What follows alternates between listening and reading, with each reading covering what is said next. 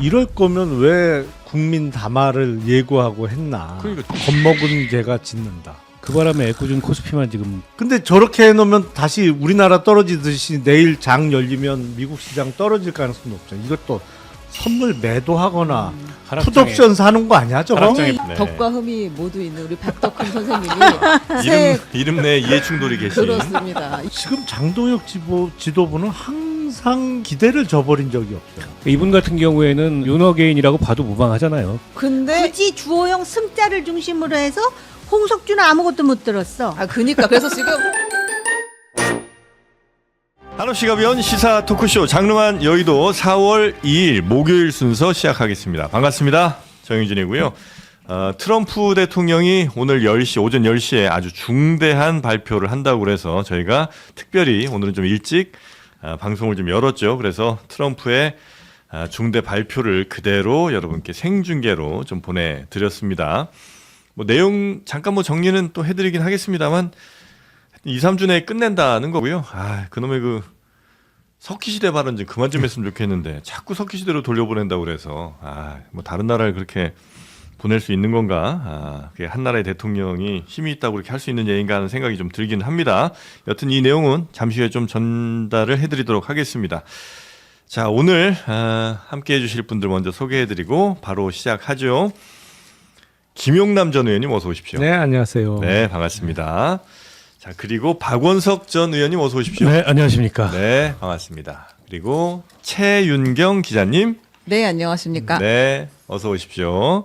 자, 그리고 정우김 전 의원님도 오셨군요. 물론 아직 자리에 앉진 않으셨습니다. 네. 입장하고 계십니다. 박수를 딴 모피 입고 오셨습니다.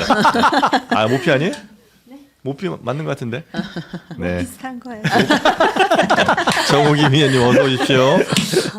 오늘 차가 많이 막혔죠. 네. 네, 그렇게 갑니다.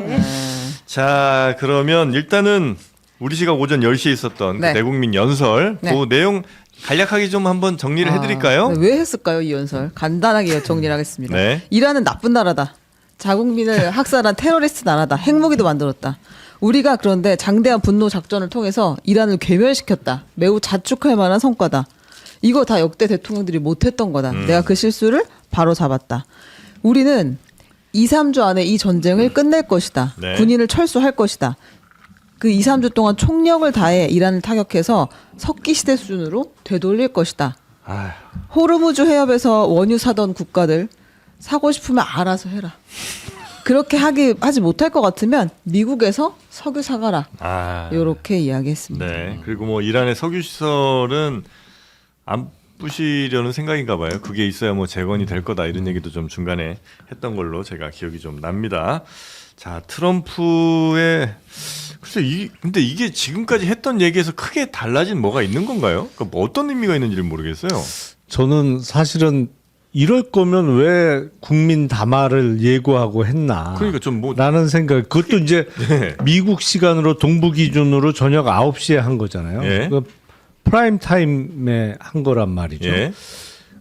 근데 혹시 뭐 종전 선언 내지는 뭐 승리를 일방적으로 선언하고 전쟁을 끝내려고 하나? 그런데 기대했던 거와는 정반대의 내용이 나왔잖아요. 그래서 저는 원래 그런 말이 있잖아요. 겁먹은 개가 짖는다. 더 크게 짓죠. 정말 박살을 낼 것 같으면 네. 아니 전쟁 중에 누가 예고하고 박살내는 경우가 어디 있어요. 일방적으로 조용히 있다가 때리면 되는 거지. 그래서 오히려 이란과의 종전 협상의 협상력을 높이기 위한 본인이 수십 년 전에 써놓고 그렇게 자랑하는 거래 기술의 한 기술 아닌가 싶은데 흔들기 뭐 이런 거. 근데 안 먹힐 것 같아 별로. 잘 안 먹히는 안 것 먹히는 같아요. 기술 같아요 이번에는. 네. 너무 협상이 좀 잘 안 되고 하니까 뭐 이런 거라도 한번 해본 건가 싶기도 그러니까요. 하고요. 혹시 그래도 국제관계에 굉장히 또 저희가 정통하시니까. 기쁘신 우리 정우김 전 의원님. 그러니까 원래는 어느 정도 이야기가 되면은 이제 소위 승전 선언을 하고 좀 발을 빼려고 했는데 네. 생각만큼 잘 안 됐던 것 같아요. 근데 국내 정치가 워낙 나쁘다 보니까 항상 늘 얘기하는 거 있잖아요. 2, 3주 안에 끝낸다는 거. 왜냐하면 지금 미국에서도 유가가 심상치가 않거든요. 그렇기 때문에 전쟁을 장기화할 생각이 없다라는 것. 그다음에 이제 호르무즈의 군함 파견과 관련해 가지고 사실은 유럽이나 아시아에 한국에 대해서 굉장히 불만이 많은 거죠. 그러다 보니까 호르무즈 통행하려면 니들이 알아서 하라라는 말이 나오고요. 그나마도 나토에서 탈퇴하겠다라는 말이 안 나온 것을 다행이라고 해야 될까? 지금 뭐 그 정도의 상황입니다. 네. 그래서 보통 보통 이렇게 달라진 게 좀 예. 있는 것 같은데. 뭐 있죠? 며칠 전만 해도 호르무즈 해협에 있는 그 7개 예. 방어 기지와 같은 섬을 점령할 수 있다 이런 얘기를 했어요. 음. 그러니까 이제 호르무즈 해협의 봉쇄를 풀고 이른바 이제 항행의 안전을 미국이 담보하려는 듯한 그런 제스처를 취했는데 이제는 남일이다. 거기를 통해 가지고 석유 수입하는 나라들끼리 알아서 해라라고 약간 마가 같은 입장으로 되돌아갔어요.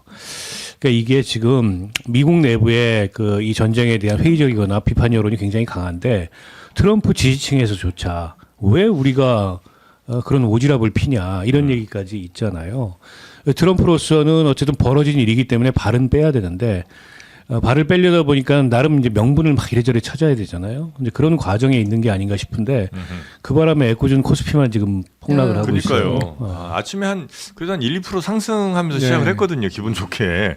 10시 딱 기회 가지고 갑자기 폭락장으로 그렇죠. 돌아섰어요. 그러니까 하락 반전됐어요. 네. 올라가다가 맞아요. 그 트럼프 연설 시작해서 이게 예상과 다른데 하면서 그냥 하락 반전해갖고 지금은 마이너스 3% 넘게. 네, 넘게 빠졌어요. 저는 그러니까 솔직히 5,300선이 깨졌죠. 지금. 이란하고 협상이 되고 있는지도 좀 의심스러워요. 왜냐하면 이란 혁명수비대나 이쪽의 반응을 보면 그냥 뭐 트럼프 바램이다. 뭐 그냥 일축해 버리잖아요.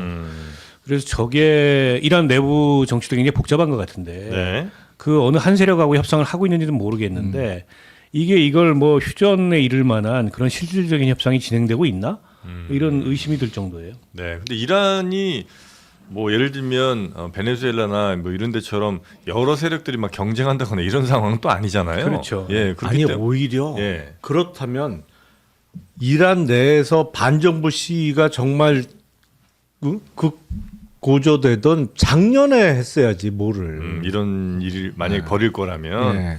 근데 지금은 사실 뭐 의미 있는 수준의 어떤 뭐 정치 뭐 집단이라든지 이런 데가 그렇죠. 없으니까 뭐 누구랑 지금 대화를 한다는 건지도 아니요, 좀 여전히 불분명하고요. 혁명 수비대가 있고 네.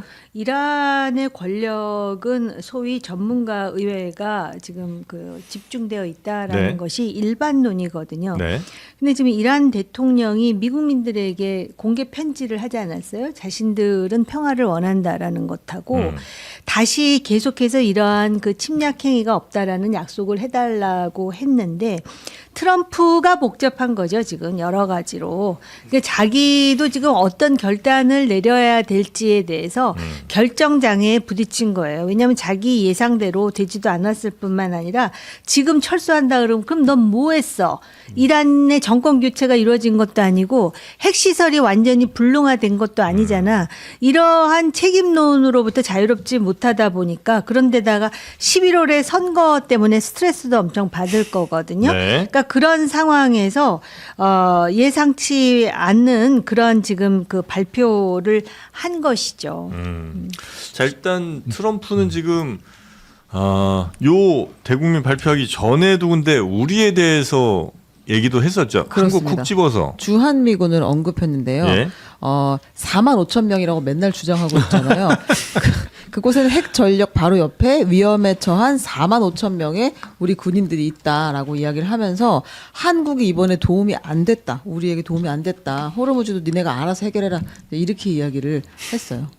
아니 원래 잘 다니던 데인데 네. 자기네가 문제를 우리도 너도 우리한테 도움 안 된다. 문제를 이런 만들어 입장입니다. 놓고는 지금. 우리 보고 알아서 하라고 하면 근데 참 보면 예.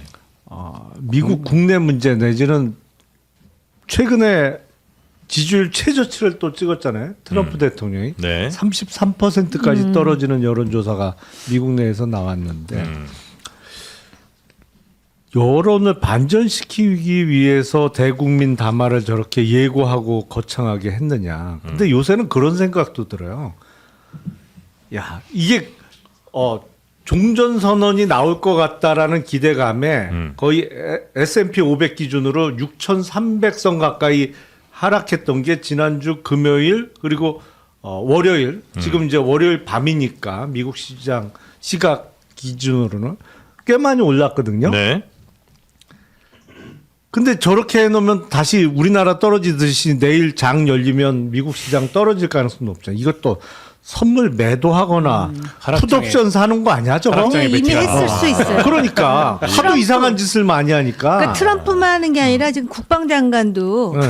그래가지고 지금 네. 굉장히 논란이 되고 네. 있는데요. 그 얘기는 했었어요. 종전 선언이 나와도 호르무즈가 자유롭게 그 통과될 수가 없는 데다 유가가 안정화되지 않으면 이 종전 선언이 무의미하다. 그런 데다 네네. 종전 선언이 나온다 해서 종전 그 자체하고는 또 다른 거잖아요. 그래서 지금 트럼프의 마음이 굉장히 복잡한데 이 와중에 지금 트럼프 가족도 그렇고 미국의 지금은 이제 국방부 장관이라고 하지 않고 전쟁성 장관이라고 전쟁. 하잖아요. 네. 근데 이 사람들이 이미 방산과 관련된 그런 투자를 지금 하고 있는 것이 아니냐라는 의심.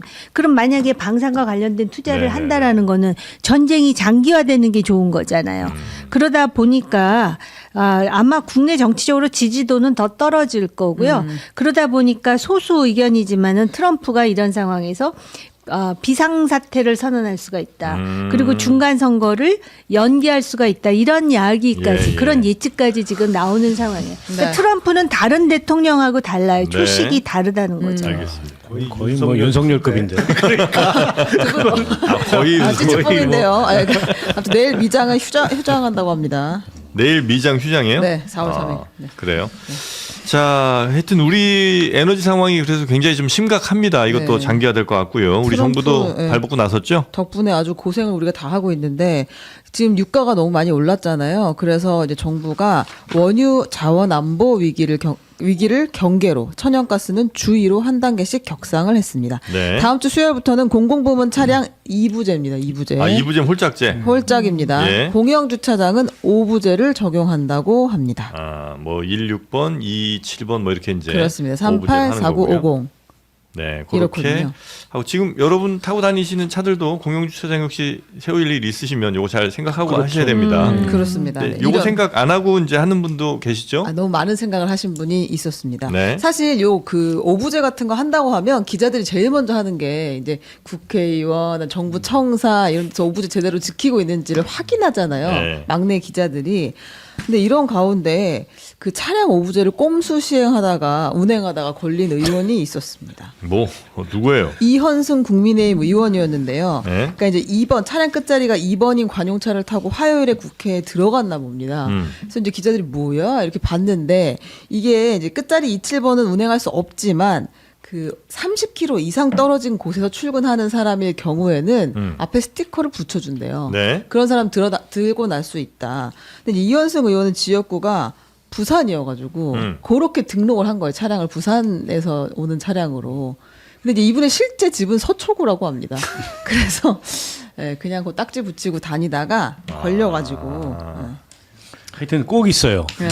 저런 분들이 이제 이런 거 없이 좀 넘어가면 국회가 그나마 이제 국민들한테 욕을 덜 먹을 텐데 꼭 저런 눈살집 부러진 일이 있어가지고 아니 그거 기자들이 카메라 들고서 아예 그냥 눈을 반짝반짝하면서 찾고 있는데 거기 딱 걸린 거 아니에요? 아, 이게 부산에서 출퇴근한다는 거예요, 그러면? 그러니까 이 차량은 부산에서 오는 차량이다라고 이제 그러니까 한번 스티커를 딱지를 붙였다는 받으면. 거잖아요. 예, 예. 야, 부산에서 올 것 같으면 KTX 타야지. 부산에서 에너지가- 차로 출퇴근해야 말이 되는 거죠. 아유, 참. 요 정도 하고 예, 넘어가겠습니다. 이거 넘어가겠습니다. 네. 잘 지키면 되죠 이제부터. 네.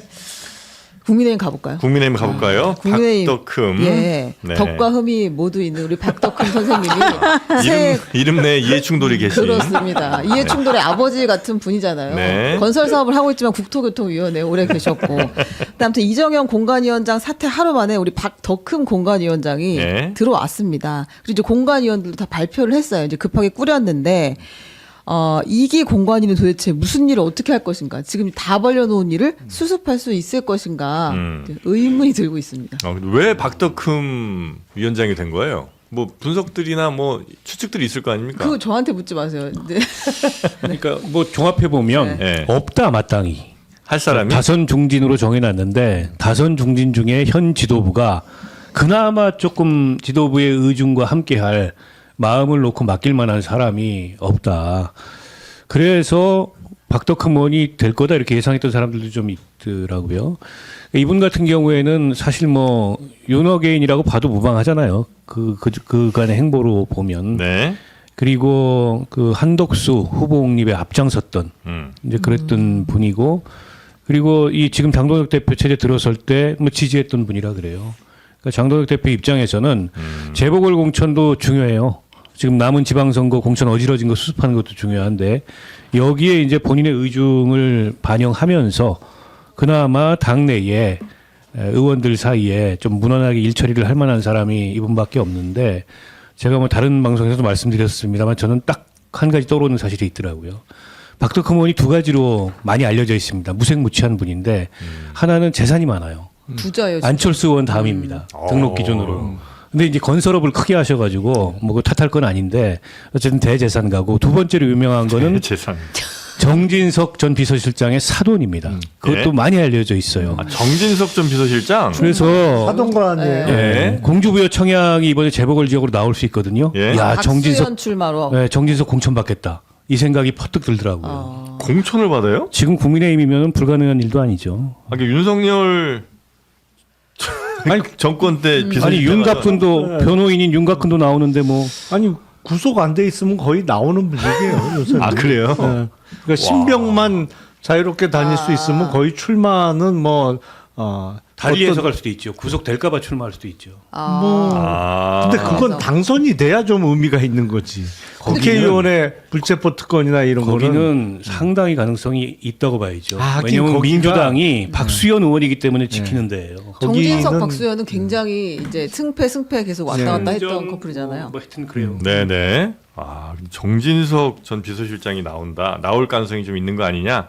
이런 추측이 나온다는 거죠. 둘이 사돈 관계고. 제가 해봤어요. 나온 건 아니고. 너무 멀리 간 거 같아. 박덕흠 나왔는데 정진석 출마까지 나오니까 멀긴 멀네요. 박덕흠 의원이 본인이 그 건설업체를 오래 운영했고 전문 회장. 건설인 협회 회장을 아, 또 지냈어요. 네. 그래서 그 국토위에 있으면서 이제 이해충돌 문제가 된 거잖아요. 네. 그래서 그때 당시에 그게 한참 그 문제가 됐을 때, 그 상임위 배정 당시에 원내대표였던 분한테 좀 물어봤어요. 아니 그거 박덕흠 의원 건설업체 회장인 거 뻔히 아는데 왜 국토위에 네. 배정을 했냐? 내가 그랬더니 본인이 그렇게 거기 아니면 안 간다 그래서 할 수 없이 배정했지 뭐 그러더라고 원내대표가. 아, 그 조른다고 해결될 문제는 그러니까 아니 그거를 그렇게 진짜 제가 똑같이 얘기했어요. 그걸 조른다고 해주면 어떻게 해요? 그랬더니 그거 어떻게 해? 본인이 그렇게 저기 부탁을 하는데 그러다 이제 원내대표가 한번- 누구였어요? 아니, 누군지는 얘기 못 하겠어요. 제가. 네. 그렇습니다. 알겠습니다. 하여튼 박덕흠 공관위원장 네. 네, 어떻게 공천하는지 한번 보야 활약을 되겠고요. 한번 기대해 볼까요? 네. 충북으로 가야 하는데 김영환 충북지사가 컷오프가 됐지만 가처분에서 또 효력 정지 인용이 됐잖아요. 네. 그래서 이제 국민의힘은 지금 배현진 가처분, 김종혁 가처분, 김영환 가처분 줄줄이 지금 졌습니다. 그런 상황인데 어제 그 장동혁 대표가 매우 불만 섞인 그 말을 했어요. 이거 먼저 한번 들어보겠습니다. 네. 법원이 정치에 개입해도 너무 지금 깊숙이 들어와 있는 것입니다. 이미 편파적으로 결론을 정해놓고 가는 듯한 인상을 받았기 때문에 재판장이 국민의힘에 와서 공관위원장과 윤리위원장을 하시면 될 것 같습니다. 이건 뭐 농담이었을까요? 아니면 진심인 것 같습니다. 진심인가요? 왜냐면 재판 지금 가처분이 주호영 가처분이 남았잖아요. 네. 플러스 신규 가처분 하나 들어갔습니다. 그 서울시장에 출마했다가 컷오프 됐던 이승현 그 예비 후보도 가처분 접수를 했습니다. 네. 아니 그 법원이 뭐 개입하고 싶어서 개입하는 게 아니고 본인들이 가처분 내고 하니까 어쩔 수 없이 거기에 대해서는 판단을 해줘야 되니까 하는 건데 뭐 개입을 한다고 이렇게 불만을 토로하고 그러죠. 그리고 또 판사 출신이잖아요. 네. 네.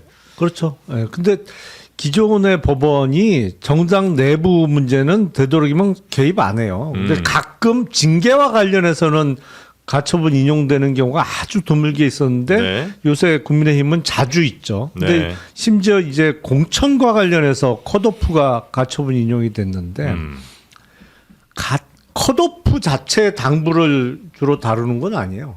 절차적인 문제를 다루는 그렇죠. 거지. 예. 절차상 문제가 있고 더군다나 충북 김영환 지사 가처분과 관련해서는 아니 컷오프의 절차도 문제가 있는데 컷오프 시켜놓고 바로 추가 공모를 통해서 김수민 전 부지사가 이거 한 거는 법원이 봐도 야, 이거 너무 짜고 친 거 아니야? 네. 그러니까 이건 좀 문제가 있는 거 아니야? 이거거든요. 그러니까 네. 기본적인 절차를 완전히 무시한 게 계속 가처분에서 패배하는 이유예요. 네. 최소한의 절차만 지켰어도 법원이 뭐 누굴 올리고 누굴 내리는 거 당에서 결정할 문제에 대해서 그럼요. 누가 뭘 개입을 하려고 하겠어요. 그래서 네. 장동혁 대표가 지금 저런 말 할 처지는 아니고요.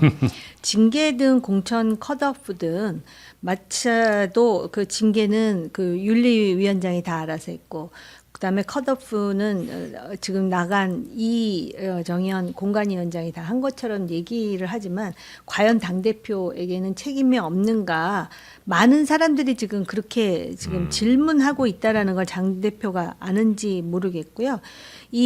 그 공천 컷오프와 관련해서도 이렇게 가처분이 인용된 사례가 심심치 않게 있었다 그래요.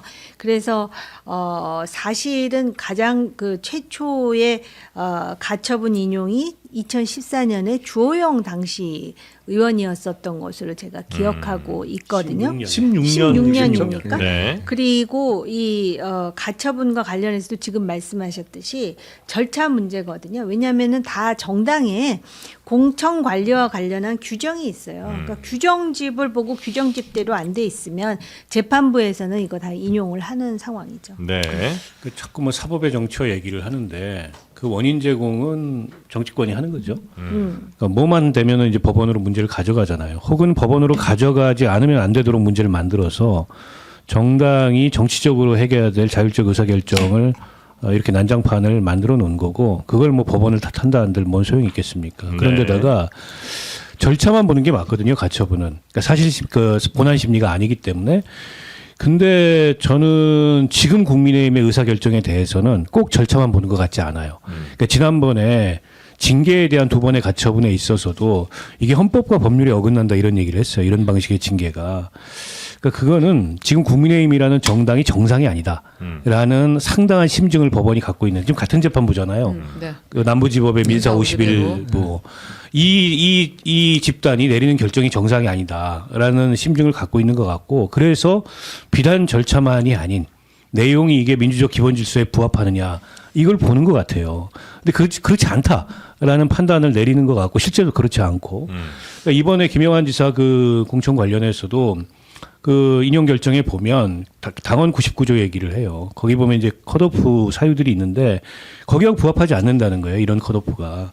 때문에 단지 뭐 공고를 3일밖에 안 했고 사후 관리가 안 됐고 이 문제만이 아니다. 그러니까 그런 같은 기준으로 보면 지금 나오고 있는 가처분들도 추가로 인용될 가능성이 굉장히 높아요.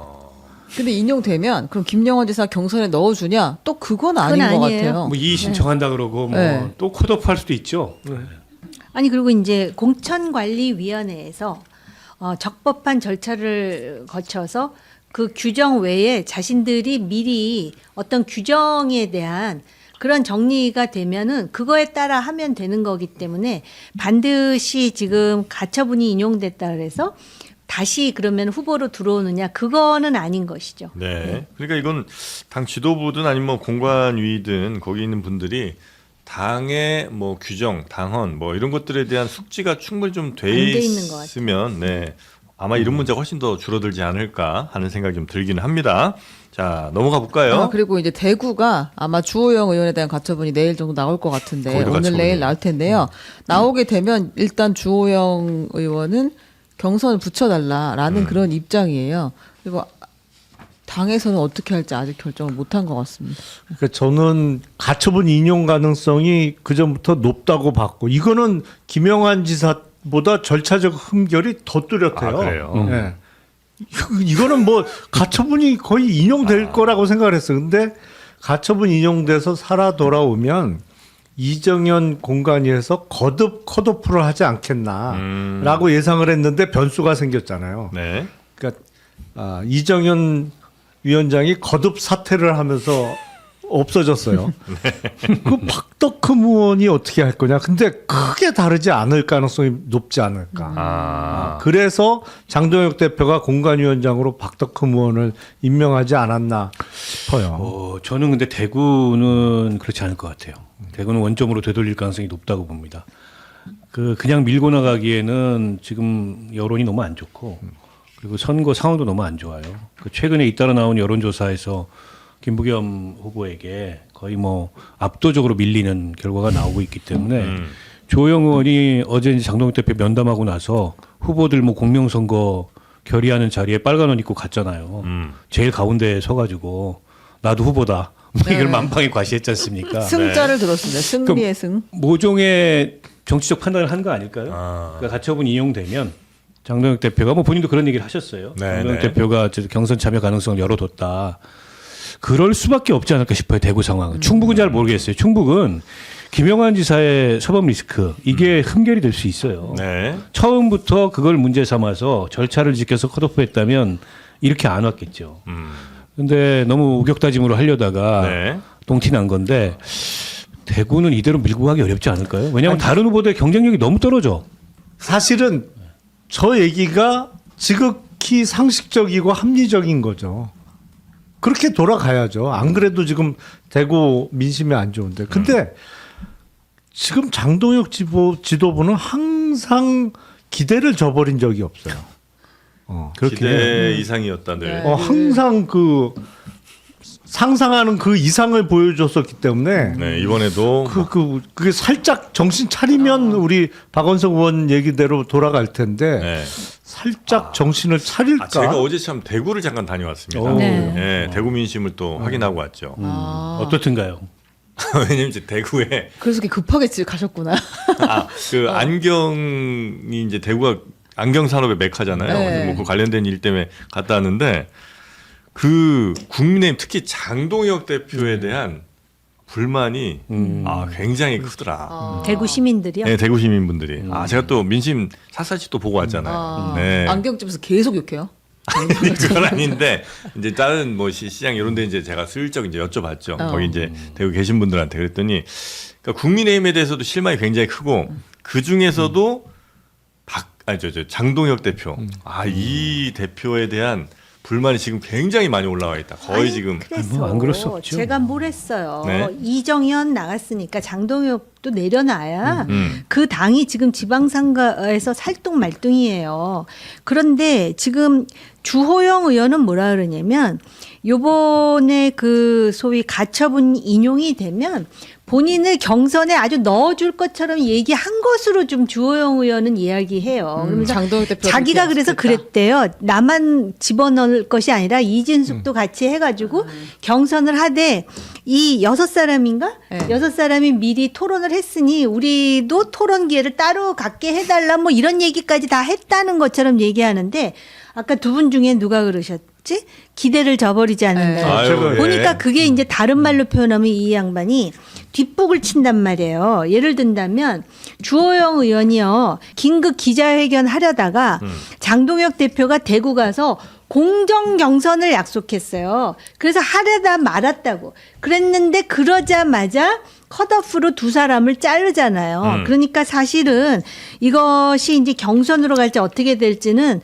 조금 지켜봐야 되는데 정말로 이 보수 정당이 살기를 원한다면 주호영 의원도 단순히 이렇게 해서 경선에 참여해가지고 이렇게 해서 과연 지금 막 치고 올라가는 김부겸 후보를 따라잡는 거지. 오히려 따라잡을 수 있을까에 대해서 잘 생각해봐야 돼요. 네. 이런 구도로 애초에 그래서 주호영 의원이 장동혁 대표와 이정현 공관위원장 이대로 놔두면 안 된다 그랬는데 지금 요번에 이제 소위 가처분이 돼가지고선 경선을 시켜주면은 나는 이길 수 있으니까 그래갖고 승자 들고 빨간 잠바 그 사진이 있습니다. 이렇게 저희가. 해가지고 네. 과연 지금 대구가 완전히 지금 그 전방이 적전지죠. 됐는데 이길 수 있느냐 이 부분에 대해서 굉장히 심각하게 생각해요. 원래 이제 6명이 후보인데 공식적으로는 그죠. 근데 이제 주호영 의원이 가운데 갑자기 여기 와버렸어요. 이거 대단한 용기입니다. 왜냐하면 이거 지금 보세요. 공정하게 경쟁하고 함께 승리하겠습니다. 이렇게 여섯 네. 덩어리를 만들었어요. 근데 일부러 든 게 아니고 네. 이름 순서대로 써 되게 가나다 순서. 아니 근데 보세요. 만약에 올 줄 알았더라면 하겠습니다를 나눴을 거 아니에요. 당연하지. 간판을. 공정하게를 둘이 들고 이렇게 밀릴 수도 있는 거고. 네, 근데 굳이 주호영 승자를 중심으로 해서 홍석준은 아무것도 못 들었어. 그니까 그래서 지금 홍석준 이거 입장 제가 전해드리려고 하는 겁니다. 네. 아니 갑자기 후보도 아닌 주호영 의원이 출연해서 중앙에 떡하니 자리를 잡아서 덕분에 저는 피켓도 없이 추경호 후보와 같이 들었습니다. 그러니까 저게 이제 소위 말하는 짬밥이죠. 딱 가가지고 승자 딱 들고 가운데 쓴 거예요. 좀 아니, 그렇다고 근데- 보고 근데 저 모습을 보니까 주호영 의원께서 두 가지 생각인 것 같아요. 그러니까 이대로 이제 억울하게 그 모욕적으로 컷오프를 당할 수는 없다. 때문에 내가 어쨌든 승리할 수 있다는 생각과 함께 그게 아니라면 명예롭게 출마하지 않겠다. 그러니까 경선을 통과해야 명예롭게 불출마하는 거죠. 그 생각이 있는 것 같아요. 그렇지 아니, 않고서는 그 의원님 말씀은 그거잖아요. 판을 흐트러뜨려 가지고 여기서 시너지를 뽑아내자. 차라리 무속 출마해 가지고 세게 흔들자. 그럴 네. 생각이 저는 크지 않은 것 같아요. 아니 근데 명예롭게 불출마할 사람이 승자 들고 서 있진 않아요. 그렇죠, 그렇죠. 제가 볼 때. 아니 지면 경선에서. 근데 아니 진다고 생각 안 해요. 주호영 의원은. 근데 오늘 아침에 모 방송에 그 대표의 특보 단장이죠. 김대식 의원이. 김대식 의원이 나와가지고 네. 무슨 얘기를 하냐면, 그러니까 장동혁 대표 측근이라고 볼 수 있잖아요. 그 무슨 얘기냐면 요번에 이제 가처분에서 인용이 되면 불출마 선언을 하라고 방송에다 대고 얘기하더라고요. 그러니까 많은 분들이 그분은 자기 하고 싶은 얘기 다 하는 사람이라 그러는데 제가 볼 때 자기가 하고 싶은 얘기일까 아니면 지금 당 지도부가 원하는 얘기일까 이 부분은 곱씹어 봐야 된다고 봐요. 그러니까 제일 속 편한 거는 여기서 본인이 명예롭게 불출마하고 자연스럽게 좀 됐으면 네. 무난하게 지더라도 자기네들은 we don't care 아닌가 싶거든요. 그런데 이제 여기서 만약에 이제 주호영 후보가 나가려면 경선에 참여를 시켜주든지 아니면 경선에서 제거를 하면은 이제 무소속으로 나가는 그런 상황이 생기는 거에 대해서 굉장히 불편하게 생각하는 건가? 이런 헤아림이 가능한 거 아닐까요? 네. 아무리 봐도 이정현 공관위원장의 사태로 인해서 장동혁 대표만은 꼭 지켜야 돼요. 그렇게 지금 댓글이 올라오고 있습니다. 우리 동혁이 지켜 이렇게 계속 그럼요. 올라오고 있는데요. 그러니까 민주당 입장에서는 장동혁 대표가 굳건히 자리를 지켜야 김부겸 후보의 승리 가능성이 점점 올라가죠. 그러니까 뭐 장장군을 지켜라 이 소리까지 나오는데 그러니까 국민의힘 입장에서는 본인이 예. 지금 주호영 보고 그만두라고 할 게 아니에요. 정말 이 당을 살리려면 어떻게 아니 본인이 사는 길일 수도 있어요. 그게 지금은 그렇게 안 보이겠지만 쉽지 않은 것 같습니다. 네. 그거는. 네. 쉽지 않아도 뭐 말은 못해요. 네. 내 입으로 내가 말하는 아니 하시는데 저도 말할 수 있잖아요. 아 울려 그래 왜? 아니 전 뭐 쉽지 않을 거 이 정도 한 마디도 못 합니까? 아니 난 내 입으로 내가 말한다. 나도 내 입으로 내 얘기했다고요. 아니 왜 울려 그래? 눈물이 납니다 오늘 제가. 저도 제 주식도 입으로 떨어지고. 얘기 한번 해보겠습니다. 이런 가운데 대구시장에 출사표된 김부겸 전 총리가 홍준표 그 전 시장하고 만난다라는 네. 이야기가 있어요. 요거는 간단하게 한번 홍준표의 사실상 지지 선언이거든요. 한번 들어보고 오겠습니다. 오랜 동안 서로 세교가 있는 그런 선후배입니다. 호영호제. 그런 관계죠. 예. 정치권에 오시기 전부터 예. 그런 관계긴 한데 그래서 저렇게 너무 노골적으로 저래 하시는 게 선거법에 위반 안 되는지는 모르겠습니다. 김부겸 전 총리 도움이 방송에- 되는 건 맞아요? 글쎄 저는 잘 모르겠어요. 그러니까 대구에서 예. 그러니까 그 대구의 일반적인 정서는 홍준표 대구시장이 대구시장 임기 중간에 그냥 뛰쳐나왔잖아요. 뛰쳐나간 거잖아요. 예. 그러면서 뭐라고 했냐면 이제부터 나 서울 시민이다. 그래서 전반적으로 대구 쪽에서 별로 여론이 안 좋은 것으로 제가 알고 있거든요. 그래서 예. 홍준표 전 시장이 지지 선언을 사실상 하는 게 과연 도움이 김부겸 되나? 후보의 득표에 도움이 되냐 그거 그런 잘 점은 모르겠어요. 있는데 네. 홍준표 싫어가지고 김부겸 찍을래다 못 찍겠다 이런 사람이 이렇게 많지는 않을 것 같아요. 그보다는 어쨌든 그래도 홍준표를 좋아하는 사람도 있잖아요. 특히 젊은 층을 중심으로. 그러니까 김부겸 후보 입장에서는 적당한 거리만 유지된다면 뭐 나쁠 거 없는 거죠. 불가근 불가원 정도. 그래서 만나는 게 아닌가 싶은데 홍준표가 좋아서 김부겸 안 찍으려다가 찍는 사람이 몇 명? 뭐 그것도 많지는 않을 텐데. 그러니까 큰 영향 없는. 그러니까 아니 영향 안 저는 주나요? 오히려 그 역으로 생각하는데요. 이제 김부겸 후보가 홍준표 전 시장을 만나고 이러면은 김부겸은 참 가슴이 넓은 품이 사람이구나. 홍준표마저 껴안는구나. 이제 이렇게 됨으로써 그런 표가 효과는 올라갈 있겠죠. 가능성은 있겠죠. 아니 그런데다가 지금 뭐 문희갑 전 대구시장도 만날 거라고 예고를 했고, 그러니까 이른바 보수 진영의 원로 정치인들이 있어요. 전국적으로는 정치적 영향력이 없으나 지역 사회 내에서는 어쨌든 민심에 좀 영향을 줄 수 있는 그런 분들을 최소한 중립화시켜도 선거 캠페인은 성공이에요. 저는 그런 차원의 일환이라고 보고 호불호가 워낙 뚜렷한 분이기 때문에 너무 밀착되면 안 돼. 그러니까 김부겸 아까 그 총리 얘기가 약간 좀 곤혹스러워하잖아요. 저래 노골적으로 지지해도 되나? 그 얘기는 적당한 거리를 유지하자 이 얘기죠.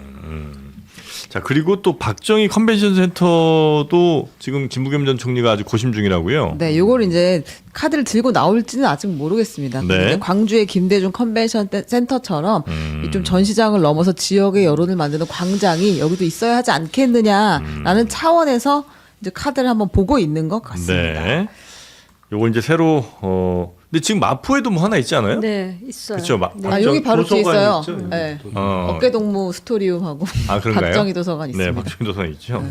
마포에는 왜 있는 거예요? 잘 모르겠는데. 그게 궁금하네. 저는 거기가 주차비가 싸다는 것만 알고 있습니다. 그래 네, 공공기관인가? 여기 회사 옆이거든요. 그래요? 아니 가끔 보면 이렇게 상암동에 방송국이 많잖아요. 네, 네. 근데 방송과 방송 사이에 시간이 좀 텀이 네, 있을 네. 때가 있잖아요. 프로 거기 가세요? 방송인. 그 시간대, 저는 아직 안 가봤는데 네. 그 시간 빌 때 그 박정희 도서관 가서 낮잠을 살짝 자고 오시는 분들이 있더라고 보니까. 낮잠을 자고 가요? 도서관이니까. 도서관이 잠자는 데였어요 원래? 거기 가서 잠을 자. 엎드려서 뭐 이렇게 자고 오는 것 그래요? 같아요. 얘기 얘기만 안 들어보니. 걸면 누가 방해는 안 하겠죠. 아니 쪽잠 지금 네. 그 네. 보수 정치인들 때문에 네. 보수 정치가 희화화돼서 지금 이제 그렇긴 하지만 박정희라는 인물은 우리가 아직까지도 역사적으로 연구해야 될 부분이 많고요. 또 공과 과가 있잖아요. 그 공과 과가에 대해서 객관적으로 우리가 인정할 거는 인정할 필요가 있고요. 만약에 김부겸 후보가 뭐 아직 선거가 끝난 건 아닙니다만은 만약에 대구시장으로서 박정희 컨벤션 본인이 공약했었던 거였잖아요. 네, 옛날에. 네. 그래서 이거 약속을 지킨다면은 단순히 무슨 박정희 대통령 공을 인정한다라는 차원보다 훨씬 뛰어넘는 네. 다시 말씀드리면은 우리 사회의 가장 뿌리 깊은 어떤 그 갈등과 진영의 그런 대결에 있어서 통합을 모색했다라는 긍정적 평가를 받을 수가 있다라고 봐요. 네. 왜 개그를 다큐로 만드는 거지? 아니, 그 제가요?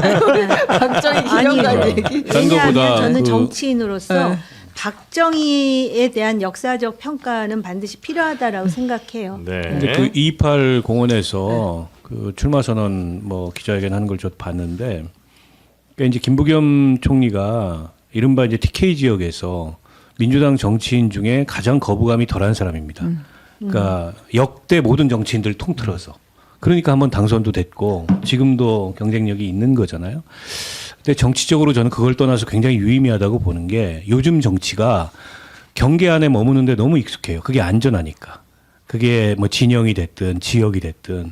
그래서 경계 밖으로 정치를 확장하고 뭔가 변화시키려는 도전을 안 해요. 근데 거의 유일하게 도전하는 사람이 김부겸 지금 총리예요. 5번째잖아요. 이 출마가 본인도 얘기했지만. 그리고 그 대부분의 출마는 안 된다는 거 알고 한 겁니다. 때문에 이제 이분이 평가받고 무관이었는데 총리까지 한 거잖아요. 이번에는 뭔가 좀 결실을 맺었으면 좋겠다. 그게 진전이에요. 우리 정치에 있어서. 그리고 대구가 그렇게 변하면 그 수혜자는 아마 보수정당이 될 거예요. 그러니까 대구가 하루아침에 민주당 지지 지역으로 바뀌지 않습니다. 근데 이렇게 이제 충격요법이 한번 세게 들어가야 그나마 보수 내에서 합리적 보수가 다시 살아날 수 있는 이른바 보수 재건이 될 수 있는 그런 정치적 환경이 갖춰져서 저는 저 출마를 굉장히 의미 있게 봐요. 근데 이제 의미 부여만은 안 되고 이번엔 결과를 내야 된다. 네. 이겨라 김부겸. 여기서 책임 좀. 네. 개인적인 생각. 선거운동을 그리고 선거운동을 여기서 네. 하시겠습니다. 자, 그리고 네. 돈 뿌려서 문제된 사람이 있습니다. 돈을 받아도 문제, 돈을 줘도 문제인데 네. 이번엔 돈을 준 케이스입니다. 김관영 전북지사가 현금 살포 의혹을 받고 전격 제명이 됐습니다. 민주당에서 어제 오후 9시에 긴급 최고위원회를 열고 만장일치로 김관영 지사를 제명하겠다라고 했는데요. 네. 그 영상이 좀 나가고 있나요? 식당이죠, 아마. 네, 식당에서 이제 청년들하고 정기적으로 만나는 자리였다고 하고요. 전주의 한 음식점인데 네. 그 청년위원, 대학생위원, 전북도의 그 위원들이랑 밥을 먹고 나서 이제 김관영 지사의 주장은 멀리서들 오니까 이제 교통비를 하라, 대리운전도 불러야 되고 하니까 대리운전, 택시비 뭐 등등. 택시비 이런 것들을 이제 줬다. 근데 네. 이제 나중에 그걸 보고 청년들이 받았다가 이거 아닌가 싶어가지고 돌려줬다. 그래서 68만 원을 회수했다라고 이야기를 합니다. 68만 원이에요? 네, 당에서는 근데 그보다 액수가 더 크다. 그리고 일부에서는 돌려달라고 요청을 받은 적이 없다는 사람도 있다. 이렇게 이야기를 했습니다. 근데 그 김관영 지사도 국회의원도 하고 예. 선거를 여러 번 치러본 사람인데 왜 저런 어리석은. 아니 딴 때는 몰라도 뭐 딴 때도 원래 안 되지만 선거 때는 앞두고는 후보들이 뭐. 극도로 조심하거든요. 네. 작년 11월에 작년, 있었던 작년. 일이에요. 11월 말에. 저게 작년 거예요? 작년 11월 말에 있었던. 근데 왜 이게 일이에요. 요때 나왔느냐 이거. 그러네. 그러니까 저 명백한 잘못이죠. 네. 그 변명이 안 돼요. 음. 그런데다가 뭐 저거 그냥 인지상정이고 미풍양소가 아니냐. 근데 현직 단체장은 그러면 안 됩니다. 온갖 인허가권의 중심에 서 있는 사람이 단체장이기 때문에 그거 책 안 잡히려고 단체장들이 부조도 안 해요. 그 욕을 먹으면서 경조사에. 그럴 수밖에 없어요. 근데 술자리여서 약간 긴장이 풀렸던 건지 아무튼 저거는 뭐 변명이 안 됩니다. 근데 저게 모르고 지나갔으면 모르는데 CCTV에 다 CCTV가, 찍혀가지고 네. 공개되니까 당 지도부로서는 불가피했을 텐데 게다가 해명이 또 안 맞았대요. 김 지사 측에서 해명을 했는데 네. 액수도 68만 원도 아니고 먼저 회수에 나선 것도 아니고 이런 것 저런 거 다 해가지고 만장일치로 어제 뭐 긴급 제명이 된 것 같고 어쩔 수 없습니다. 뭐 받아들여야지. 그러나 이대로 그냥 본인이 선거를 접을진 잘 모르겠어요. 저는 무소속 출마도 할 수도 있을 것 같아요. 무소속 출마요? 김관영 지사 입장을 전해드릴게요. 네. 그 자신의 페이스북에 올린 걸 보면 가혹한 밤이었다. 이거 모두가 제 불찰이다. 당은 저를 광야로 내쳤지만 저는 도민에 대한 책무를 버리지 않을 것이다. 나온다니. 예, 흔들림 없이 도정에 집중하고 차분히 길을 찾겠다 이랬어요. 아니 일단 우리 그 패널 분들이 다 얘기하셨잖아요. 이건 무조건 잘못한 거예요. 증거도 있고. 단지 조금 이제 그런 것이 그 전북지사 경선과 관련해서 안호영 예비 후보와 연대 단일화를 모색하는 그 시점에 하필이면 3개월도 지난 작년 CCTV가 터짐으로써 김관영 현 지사가 제명이 되고 당내에서는 이원택, 안호영의 경선 구도 그러면서 심지어는 김관영 지사의 표가 안호영에게 몰릴 것이다 이런 얘기를 했고 그다음에 그 뒷배경을 얘기하자면 김관영 지사는 김민석 총리와 상당히 가까운 일면을 이렇게 보여줬고요. 네. 거기에 비해서 이제 이원택 이분은 의원이에요? 의원이네. 네. 이분은 이제 소위 정청래 네. 대표 그런 일련의 뭐라 그럴까 백그라운드가 있는 상황이죠. 근데 아무튼간에 다 말씀하셨듯이 돈을 주면 안 되는 거죠. 작년 11월이었던. 네. 근데 아무튼 그 3개월도 지난 CCTV가 딱 그 시점에 나와가지고 한 칼에 제명이 되고 그런 상황에서 아마 김관영 지사는 박 의원님의 예측대로 무소속의 그 출마 가능성을 열고 있는 것 같이 보이네요. 네. 근데 그 말씀들을 이게 부분 있긴 합니다만 다 종합해 보면 당내 명청 그동안 갈등. 있었던 그 갈등의 결과 중 하나 아니겠느냐는 의혹 그런 의심 정도 현재 하고 계시는 거죠. 진행형, 네, 의심도 할 수 있는 거지 뭐. 네. 의심도 내 근데 말에. 해석인데 누가 당 대표였어도 저거 저렇게 처리 안 할 수가 없어요. 선거 앞두고 예민한 시점에 그렇습니다. 저 악재가 되죠. 네. 그리고 실제 저 문제의 실제 크기를 떠나서 얼마든지 상대에 의해서 네, 저거는 공격당할 수 이제 있고. 비판받을 공격당할 소지가 있기 때문에 네. 당으로서 불가피합니다. 그리고 저게 뭐 실제 금액의 크기를 떠나서도 이제 저런 장면 자체가 이제 자극적이잖아요. 예, 사람들에게 보여지면 네. 그렇죠. 돈 주는 장면이 어. 그대로 찍혔으니까. 아니 게다가 준비해 온 것처럼 가방에서 현금을 봉투가 저렇게 나오니까. 들고 왔다는 게 약간 좀 네. 의심의 포인트였죠. 그 지난번 선거 때 왜 충북에 정우택 아. 뒷주머니에 커피숍에서 돈 넣어주는 그러니까 그게 그냥 동영상이 그대로 네. 그 알려졌잖아요. 네. 그러니까 요새는 또 그 비즈니스 하시는 분도 CCTV를 잘 보관하시는 것 근데 같아요. 식당에 룸 안에 CCTV가 있는 거는 처음 보네요. 그러니까 저도 뭐 계산대 주변이나 네. 홀에는 CCTV가 있는 근데 경우가 제가 지금 많은데 다시 이제 자세히 좀 봤는데 네. 저게 정확한 룸이라기보다는 칸막이 칸막이고 아마 저게 도지사님 오신다고 하니까 그 칸막이를 임시로 좀 해줬을 가능성도 있어요. 왜냐면 그 칸막이 옆에 홀이 보이거든요. 그런 걸 보면 저 보세요. 아, 저 그러네. 위에 칸막이 미가 위로 보이잖아요. 뚫렸네요. 예, 네. 그러니까 미가 아마 저 뚫렸네. 홀에 있는 CCTV가 통상 그 룸이 아니구나. 예, 네. 그런 근데 각도도 정말 잘 나오고 지금 보면 아니 화질도 근데 굉장히 진짜 좋아요. 고성능 CCTV예요. 아, 요새 저 CCTV 정도면. 잘 나와요. 그리고 어쨌든 저렇게 돈을 주고 받는 너무 부주의하고 저렇게 하면 안 되는 거죠. 알겠습니다. 자, 그리고 아, 네. 그리고 이제 그 민주당 서울시장으로 한번 가볼까요? 네. 그 정원호 후보의 출장 의혹을 제기했던 김재섭 의원 있잖아요. 그 칸쿤 출장 의혹을 제기했는데 그게 약간 파장이 본인이 예상한 대로 가지는 않는 것 같습니다. 김재섭 의원이 예상한 대로.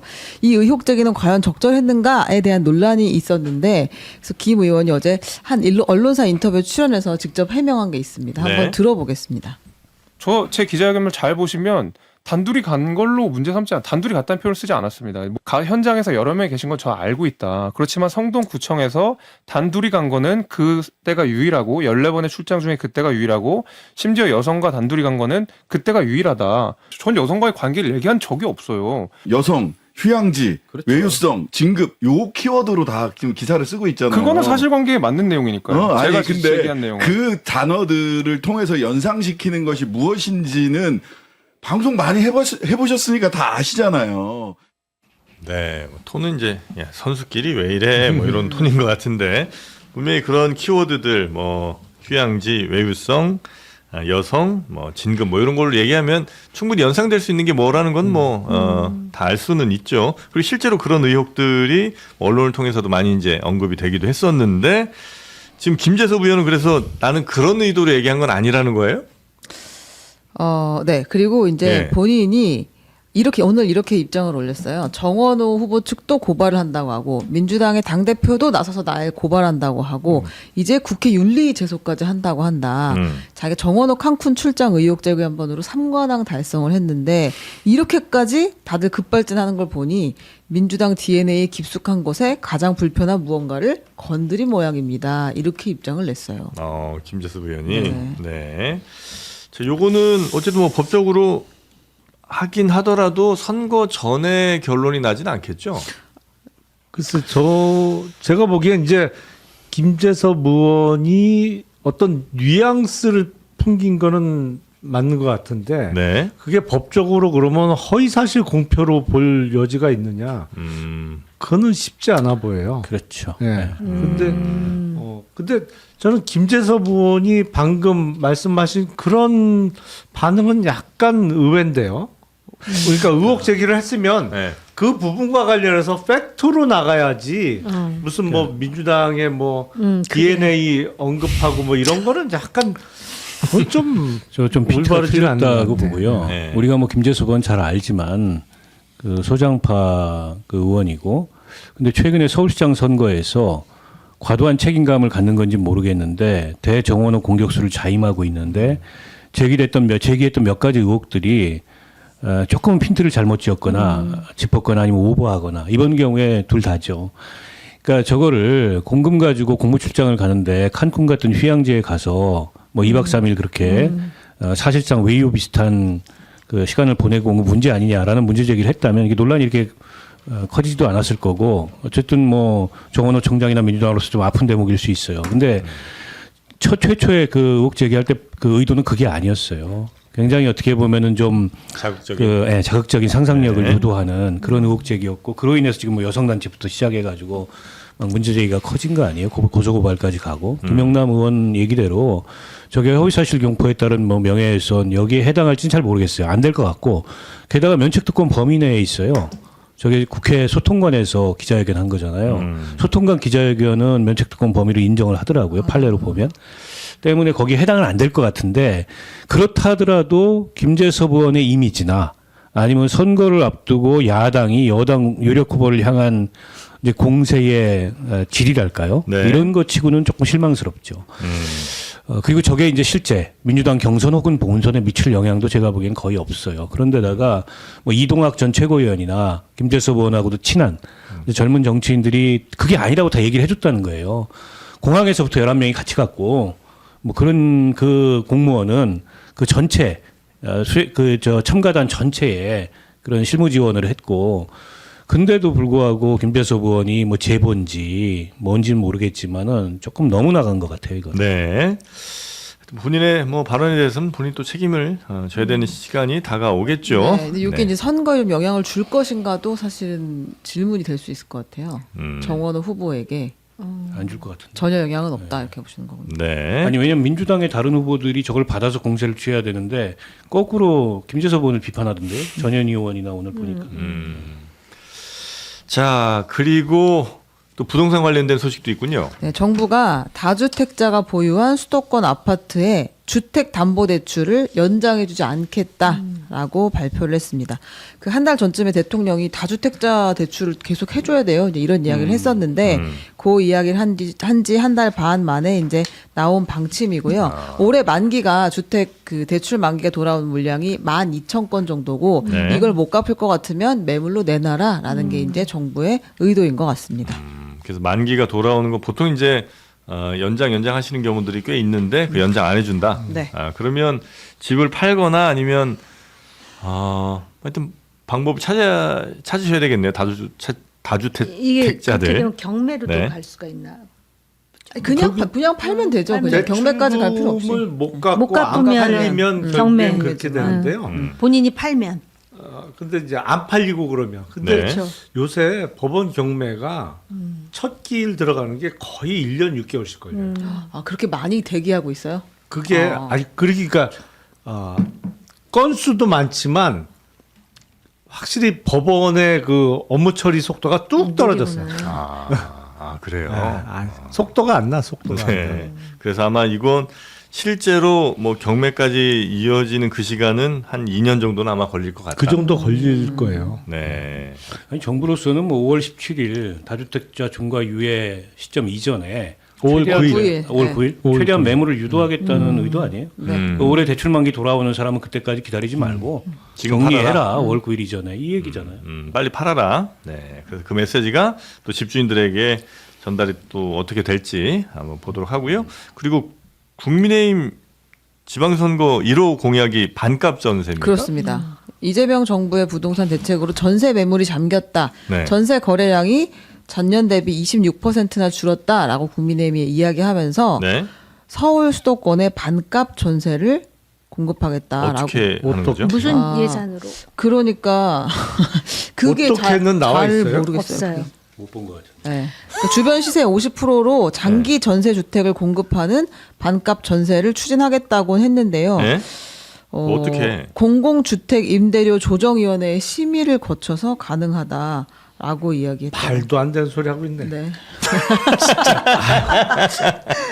진짜 밥값 전세를 어떻게 아니 저게 택도 없는 소리 국민의힘의 하고 철학하고 있네, 안 진짜. 맞는 얘기인데. 그러니까 급한 거죠. 네, 사실은 저게 이제 임대차 보호법상 이제 그런 걸 해야 된다라는 주장이 예전에 전문가 시민사회에서 계속 있었어요. 예. 뉴욕 같은 경우에 그런 걸 하거든요. 이제 공공주택들이 많으니까. 그렇죠. 공공임대에 한해서 그 공공임대에 한해서 어쨌든 임대료 산정위원회 같은 거를 두고 거기서 일정 % 이상 못 올리도록 우리 정의당 같은 데서 많이 좀 예, 우리 임대차 보호법에도 있잖아요. 20분의 1 이상 못 올리도록 하는 조항이 있어요. 네. 그런 것처럼 하자는 건데 원래 국민의힘 그런 거에 반대해왔던 정당이에요. 시장주의자들이니까. 근데 갑자기 이걸 하겠다는 게 본인들이 이걸 정책 결정할 지금 위치에 있지도 않고 그 이제는 좀 이제 뭐 아무 얘기나 막 하는 것 같은데. 아니 그래서 대표가 나와서 이 공약을 발표하는데 지금 이번 지방선거에 선수로 뛸 사람들은 아무도 배석을 하지 않았다라는 것이고 그다음에 제일 제가 그 들은 것 중에 흥미로운 것이 여기 보면은 자녀 수에 따라 이자와 원금 감면 혜택을 파격적으로 제공하는데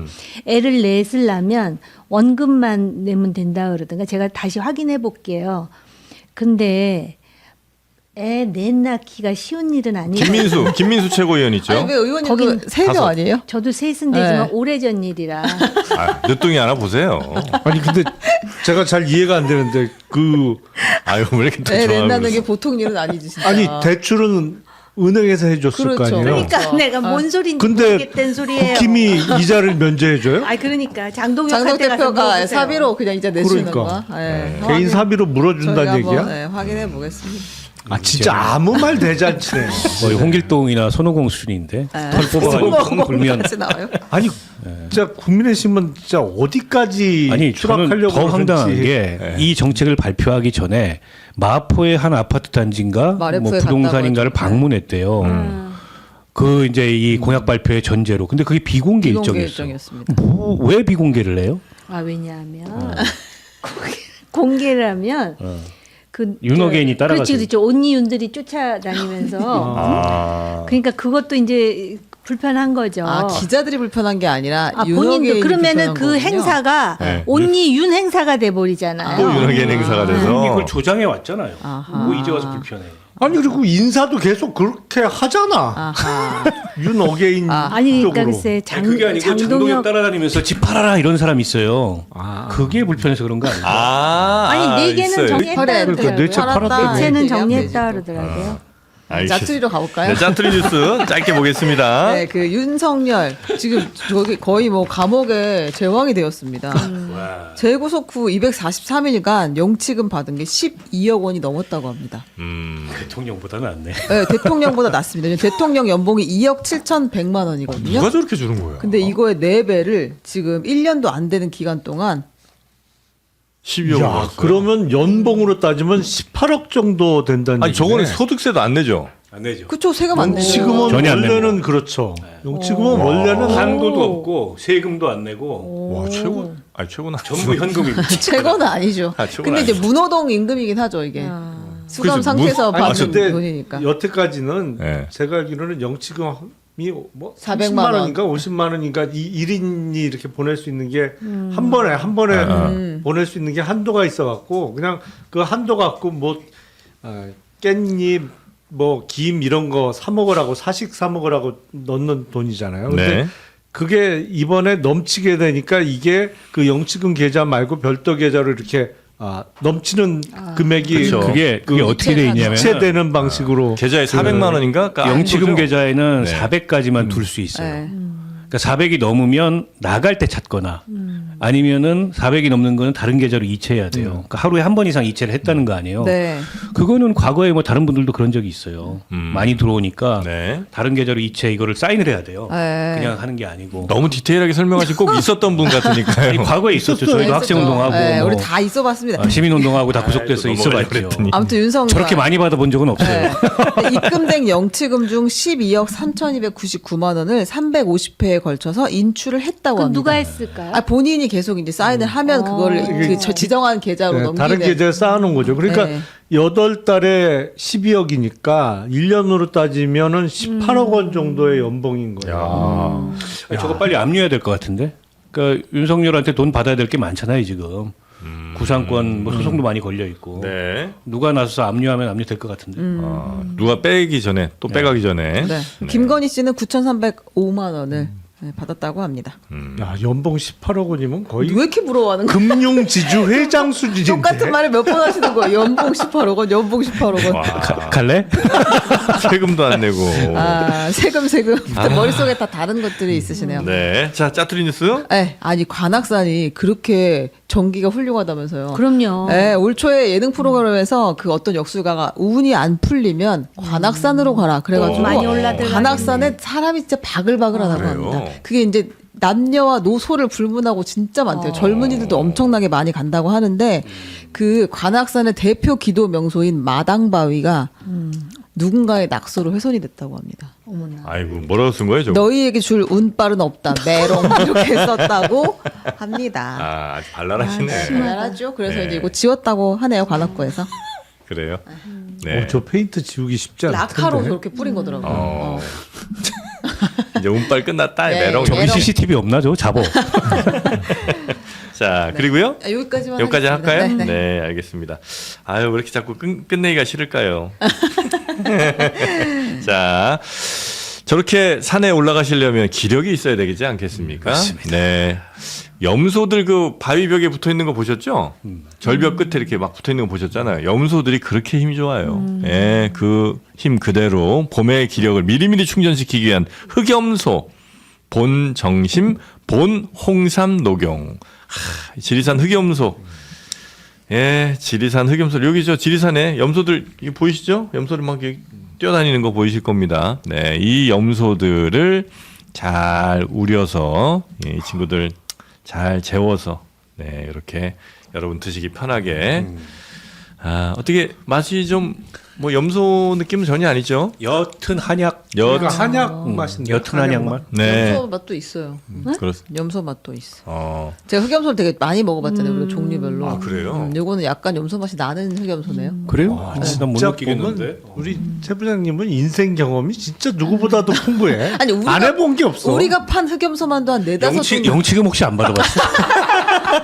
받아봤을 것 같은데 왠지. 지금은 안 받아봤고 그건 해봤습니다. 그 이제 구치소에 들어가서 눈물에 이건 한번 해봤죠. 아, 그래요? 누굴 면회 가서. 아 그건 비밀입니다. 근데 아무튼 네, 막 정말 눈물이 나더라고요 진짜. 아, 그 밖에 있었던 분인 거죠? 제가 밖에 네. 하여튼 진짜 제 부장님은 안 해본 게 없는 분입니다. 여튼 농협 인증 6년근 홍삼의 국내 유일 무항생제 지리산 흑염소 그리고 러시아산 녹용까지 3가지 보약을 단 한 포에 담아냈고요. 당류와 트랜스지방, 포화지방이 제로 없습니다. 아, 첨가물도 없고요. 그래서 당뇨나 고혈압 환자분들도 편하게 드실 수 있습니다. 요거 영상 아래 링크로 구매하시면 40%는 기본 할인해 드리고요. 또 10포를 추가로 증정해 드립니다. 바로 링크 타고 들어오셔도 되고 아니면 좀 전화가 편하시다 하는 분들은 1544 4850번 1544에 4850번으로 전화하시면 되겠습니다. 자, 자세한 사항은 더보기로 들어가시면 되겠고요. 참 우리 염소들, 흑염소들이 고생이 많습니다. 이제 고마워요. 염소 먹고 힘내야 돼요. 오늘도 여차하면 코스닥은 매도 사이드카 발동되겠어요. 아, 지금 상황이 그렇습니까? 그러니까 거의 4% 지금 떨어졌는데 보통 코스닥 4%, 코스피 3.8%.